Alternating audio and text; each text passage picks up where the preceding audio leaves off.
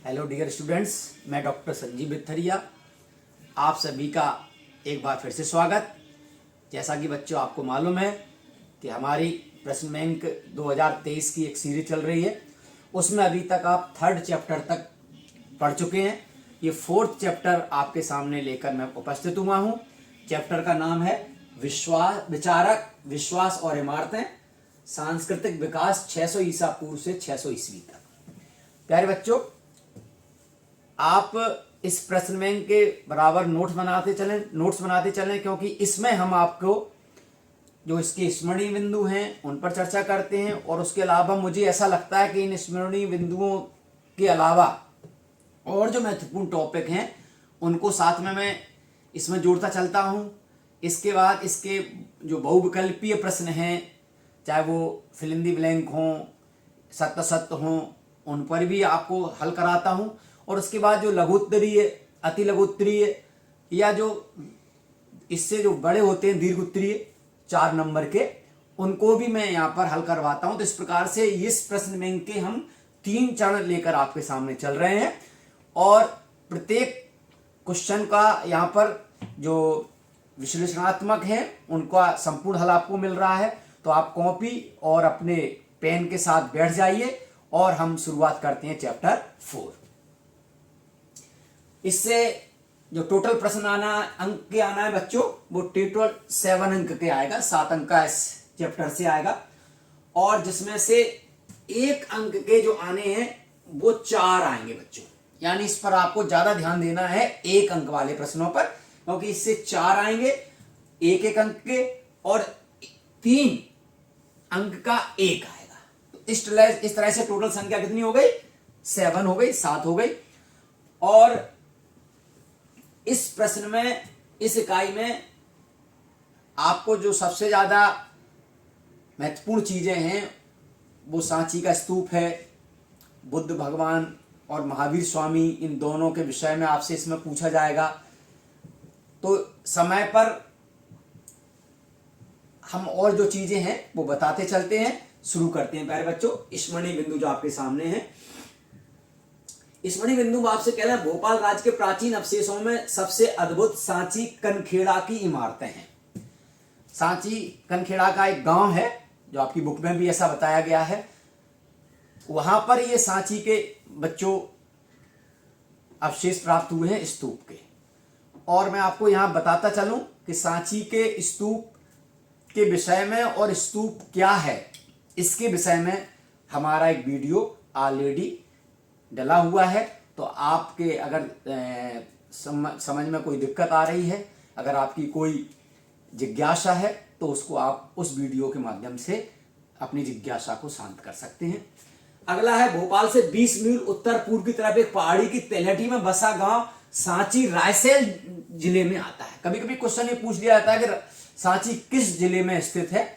तो हम क्या करते हैं कि इस बात को ज्यादा ध्यान नहीं देते कि सांची रायसेन में, क्या हम यहां शुरू में पढ़ लेते हैं कि भोपाल से 20 मील उत्तर पूर्व। तो हम बहुत ज्यादा उत्साहित हो जाते हैं, और ये क्वेश्चन कभी कभी हमसे उत्साह अधिक होने की वजह से गलत हो जाता है। तो ये भोपाल के नजदीक अवश्य है प्यारे बच्चों, लेकिन ये रायसेन जिले में स्थित है, तो इसको आप रायसेन जिले में ही लगाएं। भोपाल के शासकों, जिसमें खास करके शाहजहां बेगम और उनके उत्तराधिकारी सुल्तान जहां बेगम ने सांची के स्तूपों के रखरखाव के लिए अनुदान दिया।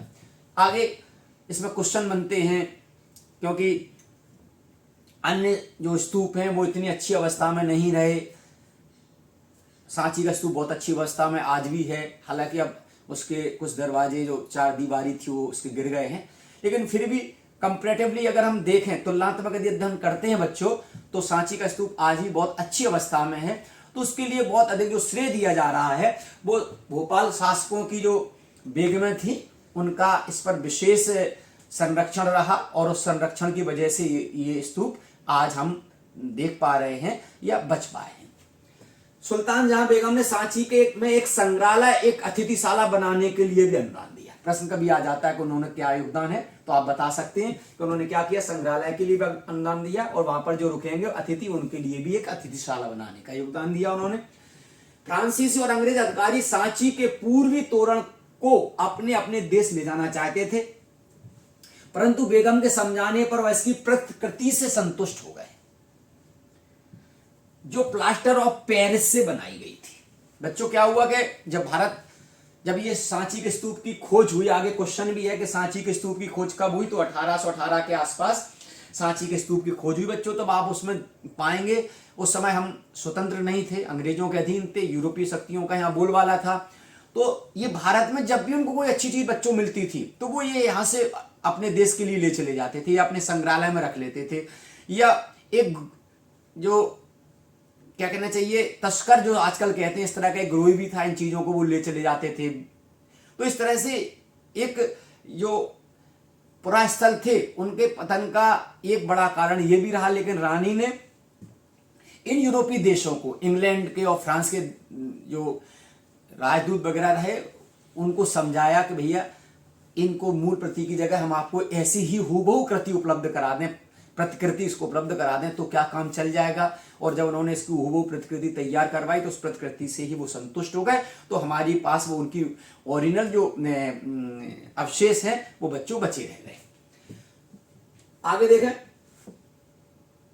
सांची विश्व धरोहर, सांची को विश्व धरोहर स्थान घोषित 1989 यानी 1989 में घोषित कर दिया गया। एक यूनेस्को ने एक जो विश्व के सभी जो महत्वपूर्ण धरोहरें हैं और वो ऐसा लगता है कि उनको संरक्षण की आवश्यकता है, उनका इंपोर्टेंस है, तो उन्हें विश्व धरोहर घोषित करते हैं और उनको संरक्षित करते हैं। ऐसा ही सांची को कब शामिल किया गया बच्चों?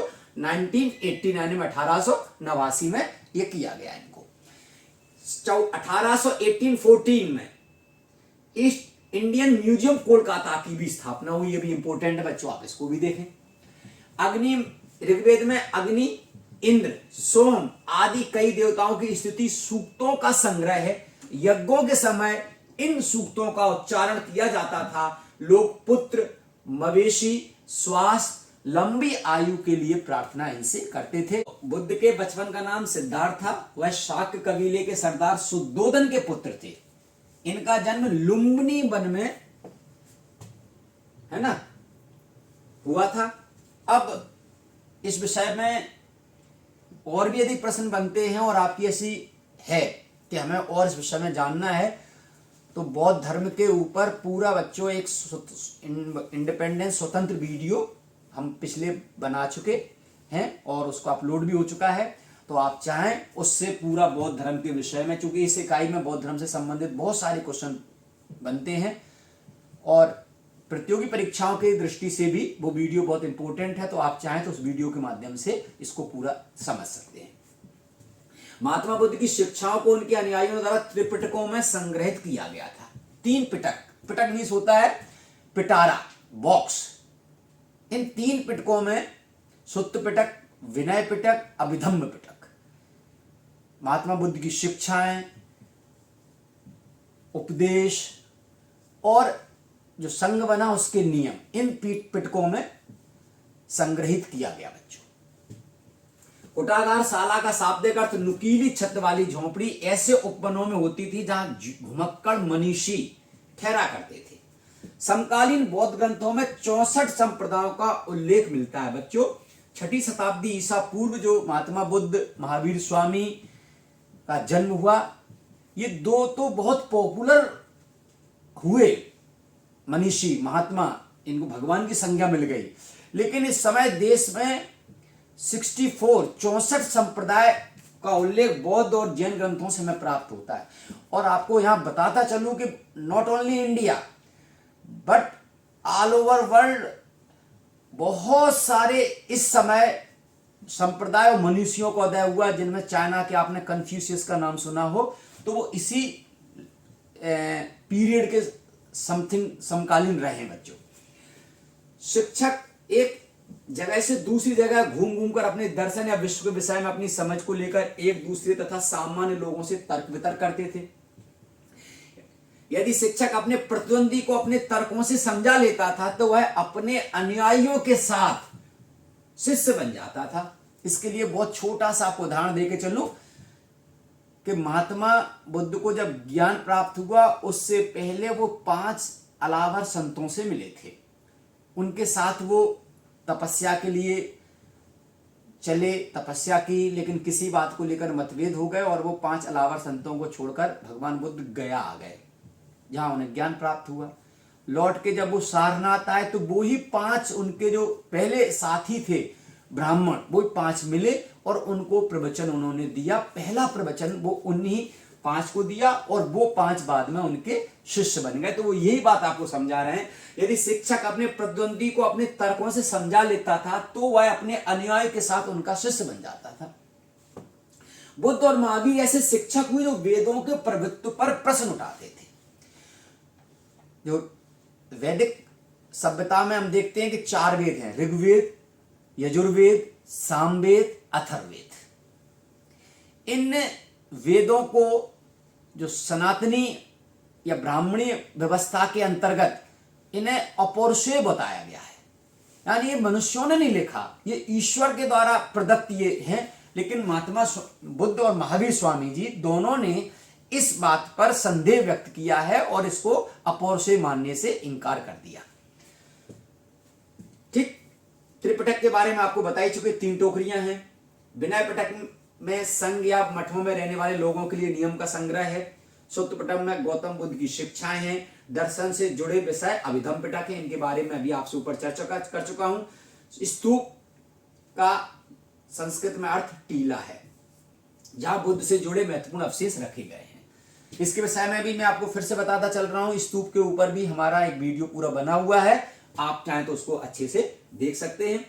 गौतम बुद्ध से संबंधित इन्होंने 4 स्थान बताए हैं। जन्म उनका लुम्बिनी में हुआ, जैसे भी चर्चा करके आए थे। ज्ञान प्राप्ति बोध गया में हुई। प्रथम उपदेश सारनाथ में दिया और निर्वाण की प्राप्ति कुशीनगर में हुई।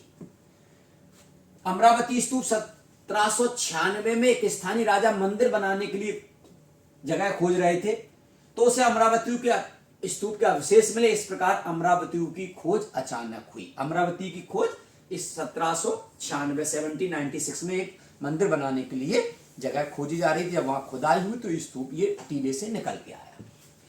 वैष्णव परंपरा में भगवान विष्णु को अपने आराध्य देव के रूप में माना जाता है और ऐसे लोगों को बच्चों वैष्णव बोला जाता है।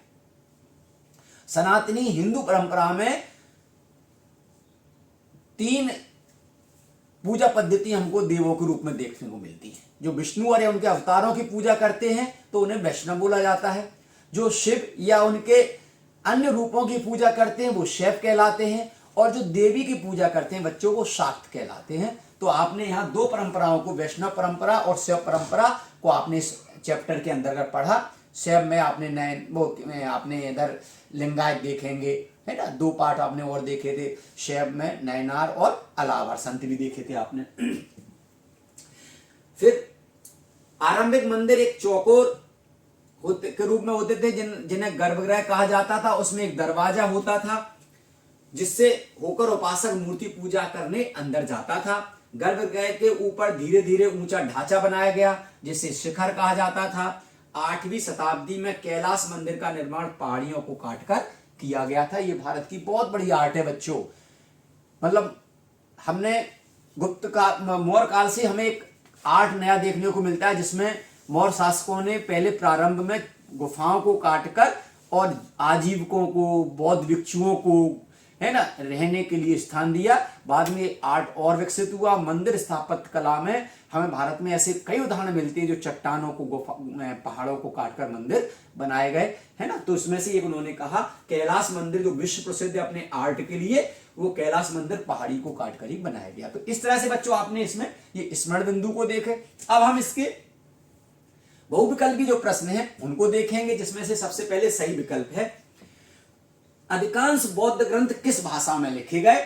तो बच्चों पाली भाषा में लिखे गए हैं। हम आपको फिर से क्लियर कर दें कि बौद्ध और जैन इन्होंने संस्कृत भाषा में अपने ग्रंथों को नहीं लिखा, संस्कृत भाषा में अपने प्रवचन नहीं दिए। इन्होंने जन भाषा को चुना और उस समय जन भाषा थी प्राकृत भाषा और पाली भाषा।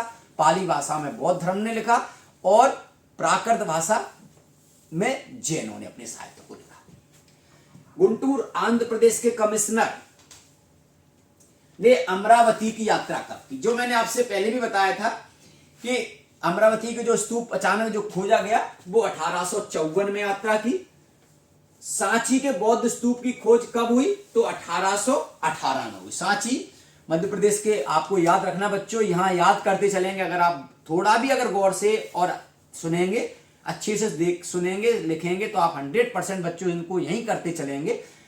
1818 में सांची की खोज हुई। सांची भोपाल के निकट रायसेन जिले में स्थित है। तो हमें ये बिल्कुल यहां ये नहीं भूल जाना, ये नहीं ध्यान रखना है कि भोपाल जिला है। महात्मा बुद्ध को निर्वाण कब प्राप्त हुआ? 483 बीसी में प्राप्त हुआ। मृत्यु और कहां हुई? कुशीनगर में, जो अभी आप आगे देखेंगे। सांची का कनखेड़ा क्या है? जो अभी आपको ऊपर बता के आया था मैं, एक गांव है। ऋग्वेद में किन देवताओं का उल्लेख मिलता है? इसकी भी चर्चा आपके साथ कर चुका हूं मैं। अग्नि, इंद्र, सोम यानी उपरोक्त सभी आ जाएंगे। त्रिपिटक का संबंध किससे है? इस पे भी बच्चों चर्चा हो चुकी अपने से, तो बौद्ध धर्म से संबंध है। सांची विश्व धरोहर के रूप में कब घोषित किया गया? इस पे भी अपन चर्चा कर चुके बच्चों, 1989 में। जॉन मार्शल की बुक मैनुअल कंजर्वेशन का प्रकाशन कब हुआ? बहुत इंपॉर्टेंट है, 1923 में। और गांधार कला किससे संबंधित है? तो गांधार कला बौद्ध धर्म से संबंधित है। गांधार अफगानिस्तान में स्थित है। वहां बहुत प्राचीन बुद्ध प्रतिमाएं प्राप्त हुई थी बच्चों। अब आता है रिक्त स्थान। जॉन मार्शल ने सांची पर लिखे अपने महत्वपूर्ण ग्रंथों को समर्पित किया। इसका जो आंसर जो देखा था वो बहुत क्लियर कहीं प्राप्त नहीं हो रहा है। कहीं कहीं लिखता है बौद्ध वो बेगमों को किया, कहीं तो इसको अभी कंफ्यूज है। जब हम देख लेंगे तो उसको कमेंट बॉक्स में बच्चों इसका आंसर डाल देंगे। बुद्ध की शिक्षाएं, त्रिपिटक, जो आप बात हो चुकी है, त्रिपिटक यानी 3 त्रिपिटक।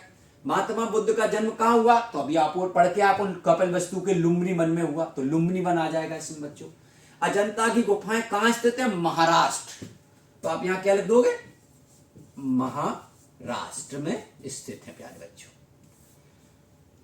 ऐसी महिला है जिन्हें निर्माण नहीं, यहां निर्वाण आएगा बच्चों, निर्वाण। ये अशुद्धि से लिख गया है निर्वाण। ये प्रश्न बैंक में एक मानवीय त्रुटि हो जाती है। ऐसी महिलाएं जिन्हें निर्वाण प्राप्त कर लिया है उन्हें क्या कहा जाता है? थेरी।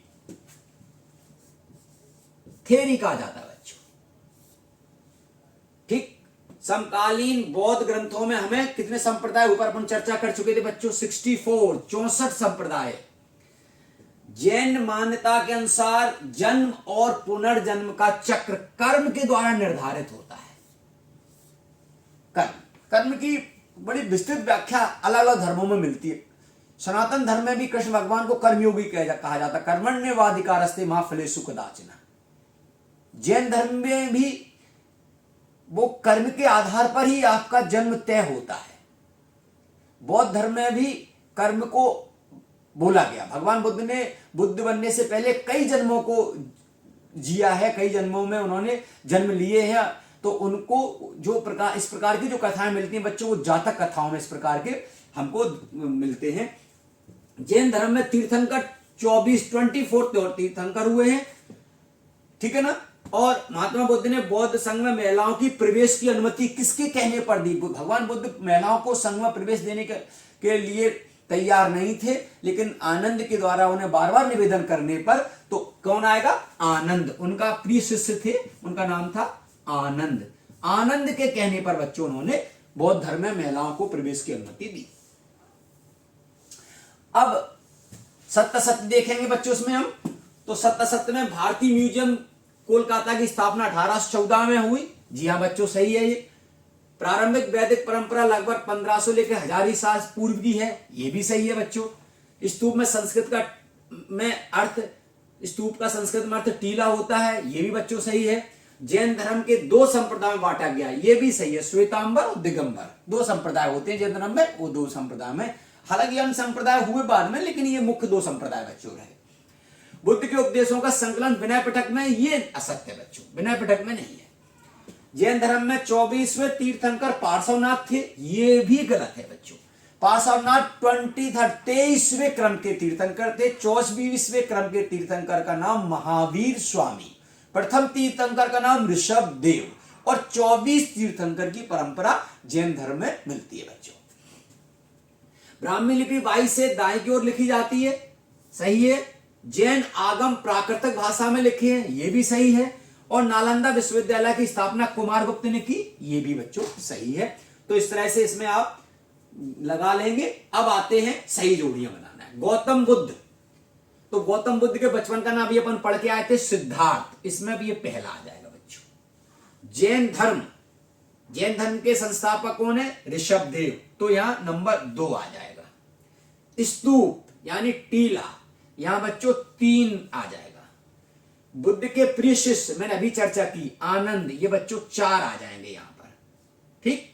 सांची की खोज 1818 में, तो ये 5 आ जाएंगे। और मैं अभी आपसे चर्चा देखो कर ही रहा था कि भगवान बुद्ध ने बुद्ध बनने से पहले कई जन्म लिए, उनकी कथाएं जिस ग्रंथ में लिखी गई हैं उनको कहते हैं जातक कथाएं, तो ये आ जाएगा बच्चों 6वां। बहुत इंपॉर्टेंट है, प्रश्न अक्सर परीक्षाओं में, न केवल 12वीं में बल्कि अन्य प्रतियोगी परीक्षाओं में बच्चों प्रश्न बहुत ज्यादा बार पूछा जा चुका है कि महात्मा बुद्ध के बुद्ध बनने से पहले जो जन्म लिए उनकी कथाएं किसमें हैं, तो वो जातक कथाएं। वो ऐसा कहते हैं भगवान बुद्ध को अपने पूर्व जन्मों की पूरी जानकारी रही कि वो किस जन्म में क्या बने। कछुए की बड़ी प्रसिद्ध उनकी कथा है। अब प्रश्न है, राजसू यज्ञ और अश्वमेध यज्ञ जैसे जटिल यज्ञ कौन करते थे? एक शब्द में इसके आंसर अपन को देना है। तो यहां पर आप राजा भी लिख सकते हैं और सरदार सरदारी भी आपने पढ़ा है, तो इसमें सरदार भी आ सकता है, सरदार, है ना बच्चों। सांची का स्तूप कहां स्थित है? देखो मैंने कहा था आपसे पूछ लिया जाएगा, आपको कंफ्यूज होने की आवश्यकता नहीं है। भोपाल के नजदीक है, तो भोपाल नहीं लिखेंगे, इसमें क्या आ जाएगा? रायसेन जिला आएगा बच्चों, इसमें रायसेन जिला, ठीक। फ्रांसीसियों ने सांची के तोरण द्वार को फ्रांस के संग्रहालय में ले जाने के लिए किससे इजाजत मांगी? तो भोपाल की बेगम शाहजहां से, भोपाल की बेगम शाहजहां से मांगी। जैन धर्म के संस्थापक कौन थे? तो अभी आपसे मैं चर्चा कर ही रहा था, ऋषभ देव जी, ऋषभ देव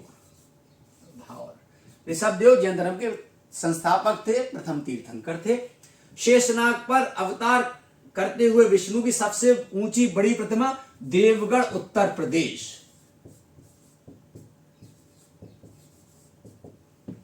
सुदर्शन झील का जीर्णोद्धार, तो हम आपसे पहले भी कर चुके, शक शासक रुद्रदामन के द्वारा, ये पहले भी हम पढ़ चुके हैं, शक शासक रुद्रदामन, ठीक। अगला है, उपनिषदों की कुल संख्या कितनी है? तो प्यारे बच्चों, उपनिषदों की टोटल संख्या 108 है, लेकिन दुर्भाग्य से हमें 108 उपनिषद नहीं मिलते, बस हमें उनके कहीं कहीं उल्लेख मिलते हैं। लेकिन जो महत्वपूर्ण है वो 13 है। 13 उपनिषद बहुत महत्वपूर्ण है। मुंडक उपनिषद है, कठ उपनिषद है ना। और ये उपनिषद किसी ना किसी इनका वेद से रिलेशन है, रिलेटेड, किसी ना किसी वेद से रिलेटेड है, संबंधित है ये उपनिषद बच्चों। महात्मा बुद्ध ने अपना प्रथम उपदेश कहां दिया? सारनाथ में दिया। तो इस तरह से प्यारे बच्चों ये आपका बहुविकल्पी जो है वो प्रश्न पूरे हुए। अब हम इस पार्ट से, जैसे हम आपसे आपने बात की थी कि इस पार्ट से जो अब एक आएगा वो कितने का आएगा? 3 अंक का एक आएगा। तो इसमें जो प्रश्न दिए गए हैं उसमें जो सभी इंपॉर्टेंट प्रश्न हैं उनमें से मैंने उन प्रश्नों को यहां पर आपके सामने लेकर आ रहा हूं। ये आप, है ना, ये इसमें से अपन प्रश्न देखते हैं। सबसे पहला जो प्रश्न है बच्चों, स्तूप की खोज कैसे हुई समझाइए। मेजर अलेक्जेंडर कनिंघम ने स्तूपों की खोज की, इस जगह का निरीक्षण किया, चित्र बनाए, वहां के अभिलेखों को पढ़ा और गुंबद नुमा ढांचे की खुदाई की। इस तरह से स्तूपों की बच्चों खोज शुरू हुई भारत में। अगला, मंदिरों का निर्माण किस प्रकार से हुआ? वेरी इंपॉर्टेंट प्रश्न है बच्चों। वैसे भी हमारे मन में एक जिज्ञासा रहती है कि मंदिरों की खोज कैसे हुई, तो हम इस विषय में जान लेते हैं। मंदिर निर्माण के प्रमाण मौर्योत्तर काल से मिलने लगते हैं। मौर्योत्तर में मौर्य के जस्ट बाद वाले काल से हमें मंदिरों के प्रमाण मिलने लगते हैं। आज हम जिन मंदिरों को देखते हैं बहुत भव्य आकार में मंदिर हैं, विशाल हैं, इस प्रकार से प्रमाण पहले नहीं मिलते थे। पर पहले एक छोटे से कमरे के आकार में कमरा नुमा ही रहता था, छोटा सा रहता था, उसी में गर्भगृह में एक मूर्ति विराजमान रहती थी, वो मंदिर थे। और मंदिर का प्रारंभिक प्रमाण बच्चों सांची से ही देखने को मिलता है। जहां सांची का स्तूप है उसी स्थल में थोड़ी सी दूर हम थोड़ा सा ही चलेंगे बच्चों, तो वहां पर एक सांची में प्रारंभिक जो मंदिर हमें हैं उनका प्रमाण, और ये मैं ऐसा एक सौभाग्यशालियों में से हूं कि मैं उन्हें उस स्थलों को बच्चों वहां जाकर देखा है। तो सांचो पहले जो मंदिर है वो मौर्योत्तर काल से मिलने लगते हैं, और कहीं ऐसा नहीं है कि वो पत्थर के ईंटों के बने हो। प्रारंभ में हम देखते हैं कहीं कहीं उल्लेख मिलता है लकड़ी के भी मंदिर प्रारंभ में बनाए जाते थे। लेकिन जब गुप्त काल आया तो गुप्त और गुप्तोत्तर काल में तो मंदिरों में बहुत सारे परिवर्तन हुए, अलंकृत होने लगे, बड़े बनने लगे, उनके ऊपर शिखर आने लगा, है ना। ये बहुत सुंदर हमें आकार के गुप्त काल से मंदिर को देखने को मिलते हैं। देवगढ़ का हो आपका, है ना, रीवा के पास है, सतना के पास है, बहुत सारे हमें फिर गुप्त उत्तर काल में मंदिर मिलने लगते हैं। प्रारंभ में मंदिर अपेक्षाकृत बच्चे छोटे होते थे, जिसका प्रमाण सांची से मिलता है, जो ईंटों से निर्मित एक छोटे कमरे नुमा है।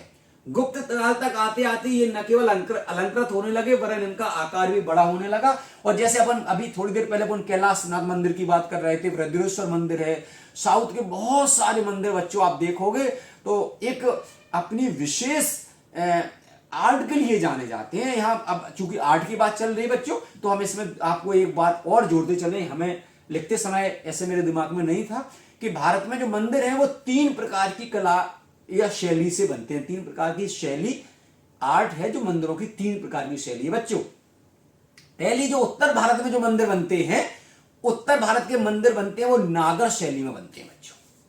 साउथ दक्षिण भारत के जो मंदिर हैं वो द्रविड़ शैली के हैं। और कर्नाटक में जो मंदिर बने हैं खास करके विजयनगर सम्राट के समय में, उन मंदिरों को हम बेसर शैली के मंदिर कहते हैं, जिनमें हमें नागर की भी आर्ट के लक्षण दिखाई देते हैं और द्राविड़ के आर्ट के भी लक्षण दिखाई देते हैं। ऐसे मंदिरों को बेसर शैली कहा जाता है। तो इस प्रकार से मंदिर के हमें 3 आर्ट भी बच्चों देखने को मिलते हैं। तो ये बहुत इंपॉर्टेंट क्वेश्चन, बहुत सरल सा है, 2 लाइन में आप चाहेंगे तो यही याद हो जाएगा बच्चों। अगला देखते हैं जैन धर्म की प्रमुख विशेषताएं क्या है। जैन धर्म के अब यहां चाहे तो आप थोड़ा सा, मैंने नहीं लिखा, आप चाहे थोड़ा सा लिख सकते हैं। जैन धर्म के प्रथम तीर्थंकर ऋषभदेव जी हैं और 24वें तीर्थंकर महावीर स्वामी है। यह धर्म 6ठी शताब्दी ईसा पूर्व तक आते आते बहुत प्रचलित हो गया और इसकी विशेषताएं निम्नलिखित हैं। नंबर 1, तीर्थंकरों में आस्था। तीर्थंकरों में आस्था, इसमें आप हेडिंग बना के लिख देंगे कि जैन धर्म में तीर्थंकर का अर्थ होता है भव से पार ले जाने वाला, संसार जीवन मरण के चक्र से जो मुक्त हो जाता है उनको तीर्थंकर कहते हैं। और तीर्थंकर मैंने बता दिया आपको 24 है। अनीश्वरवादी, ये ईश्वर में बिलीव नहीं करते। जैन धर्म और बौद्ध धर्म दोनों ही बच्चों अनीश्वरवादी हैं, तो ये ईश्वर में भी बिलीव विश्वास नहीं करते, जैसा कर्म करेंगे वैसा ही आपको प्रतिफल प्राप्त होगा। और अहिंसावादी, जैन धर्म बहुत अहिंसावादी है बच्चों, उनका आपने वाक्य सुना होगा, अहिंसा परमो धर्म। अगला प्रश्न देखेंगे हम, त्रिपिटक की 3 विशेषताएं हमें लिखना है बच्चों। तो त्रिपिटक के बारे में हम आपसे पहले चर्चा कर चुके हैं। त्रिपिटकों का संबंध बौद्ध धर्म से है, बौद्ध से है, यहां अगर आप चाहें तो इसको और जोड़ सकते हैं, बौद्ध धर्म से है।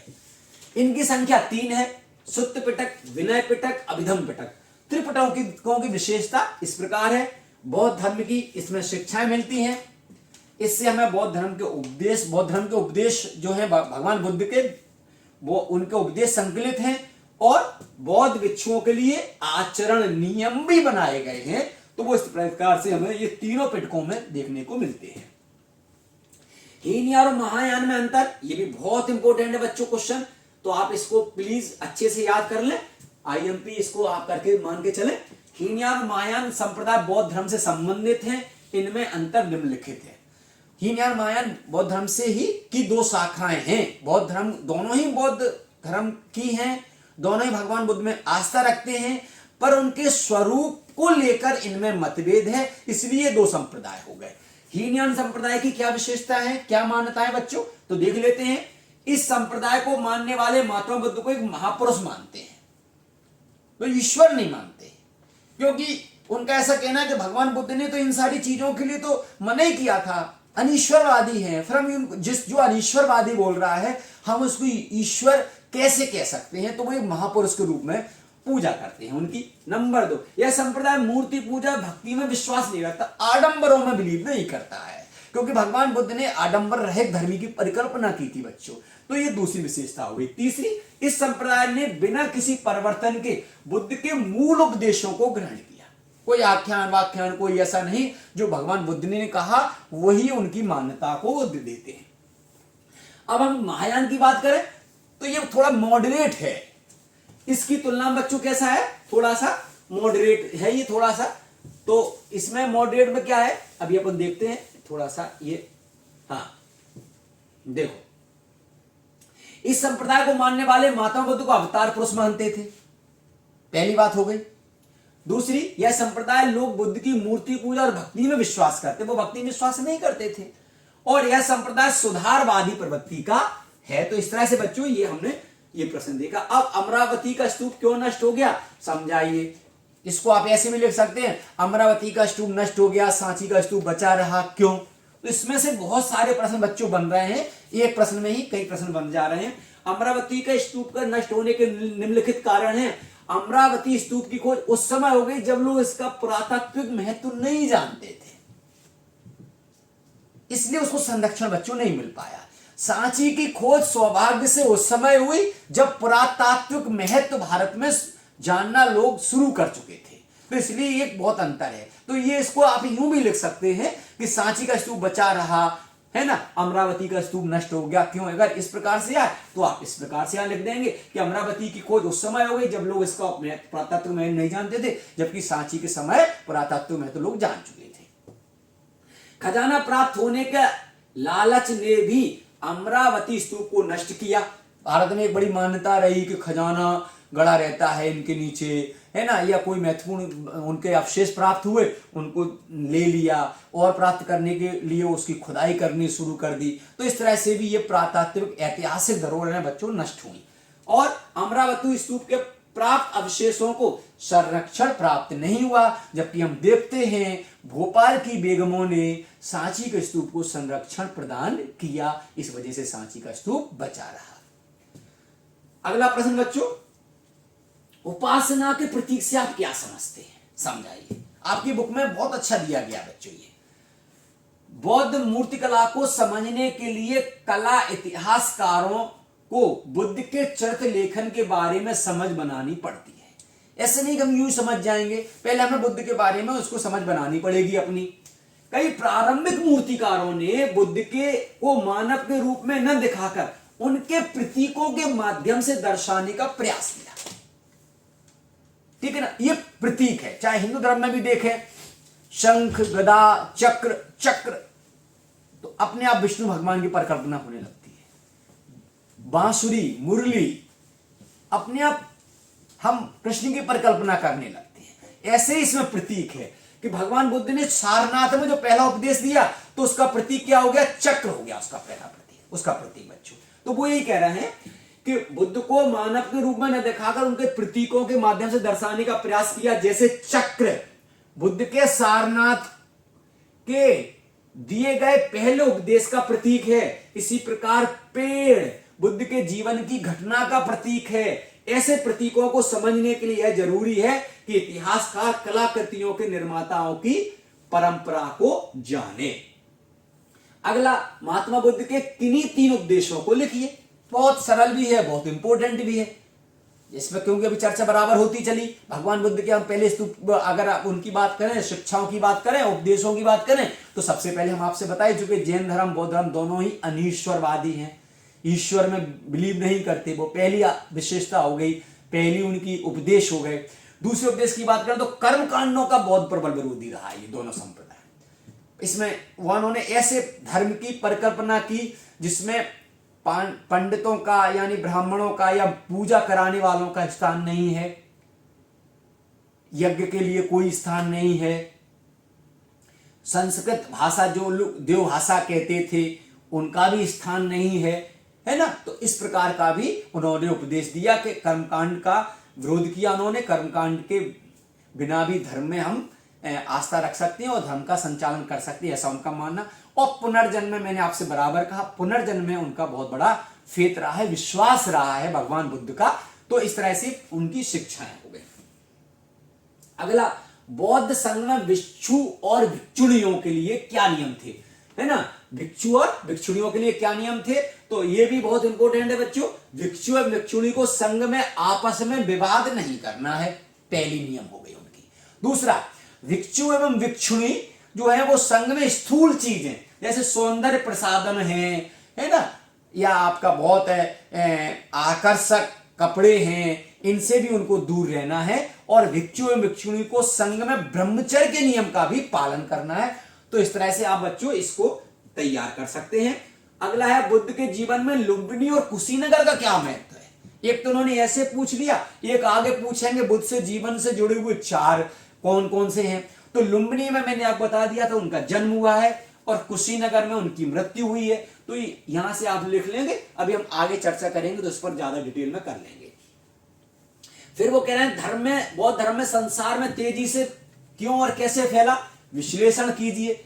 बौद्ध धर्म का अपने जन्म के साथ ही बहुत तेजी से प्रसार हुआ, और सम्राट अशोक के काल में यह धर्म भारत की सीमाओं को पार कर एशिया के अन्य देशों तक फैल गया या फैल गया। इसके तेजी से प्रसार के निम्नलिखित कारण थे। नंबर 1, ये हेडिंग है बच्चों, आप इनको क्या करना है, आप इनको अपने हिसाब से हेडिंग बनाकर और थोड़ा सा इनमें अंदर लिख दोगे तो भी चल जाएगा, ऐसे लिखोगे तो भी चल जाएगा। बुद्ध का आकर्षक व्यक्तित्व, बौद्ध धर्म के प्रसार के लिए सबसे पहले जो उत्तरदायी है या सबसे जो पहले महत्वपूर्ण कारक रहा है वो भगवान बुद्ध का आकर्षक व्यक्तित्व है, क्योंकि उन्होंने साधारण जीवन जिया, उन्होंने जैसा कहा वैसा किया, इसलिए उनको तथागत कहा गया। बुद्ध की बौद्ध धर्म की सरलता मैंने बताया, उसमें कर्मकांड की आवश्यकता नहीं है, पंडित के लिए, ब्राह्मण के लिए कोई स्थान नहीं है, यानी पूजा कराने वाले के लिए कोई स्थान नहीं है, और राज्य की संरक्षण, चूंकि भगवान बुद्ध राज परिवार से रिलेटेड थे, संबंधित थे, तो प्यारे बच्चों उन्हें राज की संरक्षण भी मिला, और राज की संरक्षण मिलने के कारण यह धर्म बहुत तेजी से फैला। और सबसे बड़ा प्रमाण इसका सम्राट अशोक हैं, कनिष्क हैं, जिन्होंने, और प्रारंभ में अगर देखें तो प्रारंभ में बिंबिसार है, अजातशत्रु, इन्होंने भी संरक्षण बच्चों प्रदान किया। अगला जो प्रश्न है बच्चों, जो मैंने आपसे कहा था वहां 2 स्थल पूछे थे, यहां 4 पूछ लिया। तो नंबर 1, लुम्बिनी बौद्ध धर्म, भगवान बुद्ध का जन्म 563 ईसा पूर्व में हुआ था, जो वर्तमान नेपाल में स्थित है। गया का इंपोर्टेंस ये है कि वहां उन्हें ज्ञान प्राप्त हुआ था, है ना। और सारनाथ में उन्होंने पहला प्रवचन दिया। और कुशीनगर, उत्तर प्रदेश के देवरिया जिले में कुशीनगर स्थान पर ही महात्मा बुद्ध को महापरिनिर्वाण प्राप्त हुआ था। कुशीनगर के मल्लों ने महात्मा बुद्ध के अवशेषों पर एक स्तूप का निर्माण भी कराया। तो ये 4 उनसे महत्वपूर्ण क्या, मैं 4 जो महत्वपूर्ण स्थल हैं जो यहां आ गए, आप देख सकते हैं इसको। अगला देखें तो, अगर स्तूपों का निर्माण क्यों कैसे करवाएगा, इसकी बहुत रोचक कहानी है। मैं बार बार आपसे कह रहा हूं कि इसका वीडियो पूरा डला हुआ है, तो आप देखेंगे तो आपको और अच्छी समझ विकसित होगी। क्या हुआ बच्चों के, ये तो सामने लिखा ही, आप स्क्रीनशॉट ले सकते हो इसका, लेकिन थोड़ा समझ लो। क्या हुआ कि स्तूप की परंपरा तो भारत में बहुत प्राचीन काल से चली आ रही थी, लेकिन वो इतनी ज्यादा पॉपुलर नहीं हुई थी, इतनी ज्यादा प्रचलन में नहीं आई थी। लेकिन जब महात्मा बुद्ध की मृत्यु हुई, तो महात्मा बुद्ध की मृत्यु के बाद उन पर लगभग 10 राज्य परिवारों ने या राज्यों ने अपना अपना दावा प्रस्तुत किया। जैसे शाकों ने कहा ये मेरे राजकुमार रहे हैं, है ना। कुशीनगर में उन्होंने कहा कि यहाँ पर मृत्यु हुई है, मल्लों ने कहा। इस तरह से जब बहुत विवाद बढ़ा तो उन्होंने उसका क्या किया जाए कि बंटवारा कर लिया जाए। अब बंटवारा शरीर का, शव का कैसे किया जा सकता है, तो निर्णय हुआ कि उनको जला दिया जाए और उनके जो अवशेष मिलेंगे उनको आपस में बांट लिया जाएगा। और उन्हीं बांटे हुए अवशेषों को जमीन में गाड़कर स्तूप बेसिकली बना है थोपने से, थोपा और उसको एक अंडाकार आकृति दे दी गई, उल्टे कटोरे की तरह। और जब समय के हिसाब से परिवर्तन हुआ तो वो भी अलंकृत होते चले गए, और उनके अलग अलग वेदिकाएं हैं, अंड है ना, द्वार हैं, सांची के द्वार आप देखो बहुत अलंकृत द्वार हैं। इस तरह से स्तूप का जन्म हुआ है ना बच्चों। अगला, सांची के बौद्ध स्तूप के संरक्षण, भोपाल की बेगमों की भूमिका की चर्चा कीजिए। बहुत इंपॉर्टेंट है प्यारे बच्चों ये, तो आप इसको जरा देख लेंगे। हम तो थोड़ा सा छोटा कर दें, क्या इसको छोटा कर दें तो शायद आपका आ जाए, पर आपको दिखेगा नहीं, थोड़ा सा बाद में कर लेंगे इसको। क्या क्या किया उन्होंने, नंबर 1, उन्होंने इन स्थल के रखरखाव के लिए धन का अनुदान दिया। दूसरा क्या किया, पर उन्होंने एक संग्रहालय और अतिथिशाला की आधारशिला रखी। मार्शल ने यहीं रहकर उपरोक्त पुस्तकें लिखी। बेगमों के जागरूक और संरक्षण के कारण ही यह स्तूप बाहरी तत्वों से बचा रहा। यूरोपीय देश भी इन स्तूपों के अवशेषों का अपने देश ले जाना चाहते थे, लेकिन बेगमों द्वारा इन देशों को प्लास्टर प्रकृति भेंट कर स्तूप को बचाया, है ना। अब लिंगायत कौन थे, ये भी बहुत इंपॉर्टेंट है। मैं आपसे बात कर रहा था, भगवान शिव की जो आराधना कर्नाटक में प्रचलन में ज्यादा है, वो जो प्रचलित संप्रदाय है वो ही लिंगायत है। और लिंगायत संप्रदाय के संस्थापक बासवन्ना को माना जाता है। लिंगायत संप्रदाय दक्षिण भारत में विशेषकर कर्नाटक में प्रचलित था। इस संप्रदाय के प्रवर्तक वासवन्ना को माना जाता है। ये लोग शिव की लिंग उपासना करते हैं।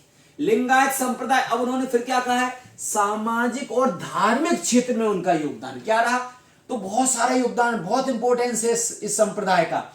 इस संप्रदाय ने सबसे पहले जाति व्यवस्था को नकारा, बाल विवाह का बहुत विरोध किया, प्रखर विरोध किया, विरोध नहीं बल्कि बहुत प्रखर विरोध किया बच्चों, और विधवा पुनर्विवाह का समर्थन किया। बहुत अच्छे समाज सुधारक के रूप में ये संप्रदाय उभर के आया। और धार्मिक में उन्होंने भी कर्मकांड का विरोध किया, जैसे कि व्रत, तीर्थ यात्रा आदि का। तो बच्चों ये इस तरह से लिंगायत संप्रदाय हो गया। बौद्ध धर्म में 4 आर्षत्व को सविस्तार व्याख्या कीजिए, तो आप इनकी व्याख्या कर देंगे थोड़ा थोड़ा, बहुत सरल है, आप मेरे साथ यहां याद कर सकते हैं। दुख, दुख समुदाय, दुख निरोध और दुख निरोध गामिनी प्रतिपदा। भगवान बुद्ध कहते हैं संसार में दुख का कारण, जो आदमी दुखी है ना, वो सांसारिक मोह माया की वजह से दुख है।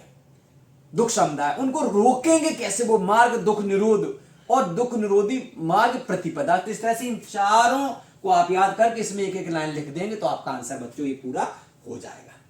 अशोक सम्राट, अशोक के धर्म की कोई 4 विशेषताएं बताइए। ये भी बहुत इंपॉर्टेंट प्रश्न है, न केवल बोर्ड परीक्षाओं में बल्कि प्रतियोगी परीक्षाओं में भी जब मेंस आप लिखते हैं बच्चों, तो ये प्रश्न बहुत बार बार पूछा जाता है, क्योंकि अशोक ने इस प्रकार का धर्म ही बच्चों चलाया, बहुत विस्तृत धर्म चलाया अशोक ने। और ये धर्म किसी के ऊपर उन्होंने थोपा नहीं, किसी धर्म विशेष से रिलेटेड नहीं था। हालांकि अशोक का निजी धर्म बौद्ध धर्म था बच्चों, लेकिन उन्होंने किसी पर वो धर्म थोपने की आवश्यकता महसूस नहीं की। उन्होंने ऐसा धर्म अपनाया जो सभी के लिए स्वीकार हो। उन्होंने अपने अभिलेखों में इस धर्म की व्याख्या की है, उसकी विशेषता बच्चों आपके सामने मैं लेकर आया हूं। उन्होंने अपने प्रजा के नैतिक उत्थान के लिए जो नियम प्रस्तुत किए, उससे ही उसके अभिलेखों में धम्म कहा गया है। धम्म पाली भाषा का शब्द है, जिसका रूपांतरण हिंदी में धर्म होता है, जिसकी विशेषताएं निम्नलिखित हैं। उसके अभिलेख नंबर 2 में लिखा हुआ है, आपस नवे बहु कथाने दयादाने सचे सोचे माधवे साधवे चा। ये पाली भाषा में बच्चों शब्द है। उसकी विशेषताएं हम बहुत कम शब्दों में लेके आ गए आपके सामने। उच्च आदर्शों पर जोर दिया, हमने जो कह दिया वो नहीं कर रहे हैं ऐसा नहीं, आदर्श स्थापित की उसकी मान्यता होना चाहिए। सार्वभौमिकता, सभी धर्मों की अच्छी अच्छी बातों को उसमें उन्होंने अंगीकृत किया। अहिंसा, जीव हत्या नहीं करना चाहिए। उन्होंने खुद लिखा, मैंने अपनी किचन में अपने लिए जीव हत्या भी बंद करवा दी, मैं एक मोर को मारता था वो भी मैंने बंद करवा दी। और धार्मिक सहिष्णुता, सभी धर्मों के लिए समान भाव रखना चाहिए। गुर्जनों की, ब्राह्मणों की, श्रमणों की, हमें संतों की हमें सम्मान करना चाहिए, ऐसा अशोक ने अपने अभिलेख में बच्चों कहा है। और इस तरह से बच्चों ये इकाई खत्म हुई। आपको फिर भी इसमें कुछ कमी लग रही है या आप कुछ और अच्छा चाहते हैं तो आप कृपया करके कमेंट बॉक्स में हमें बताएं, तो हम उसमें आगे आपके हिसाब से करने का प्रयास करेंगे। Thank you very much.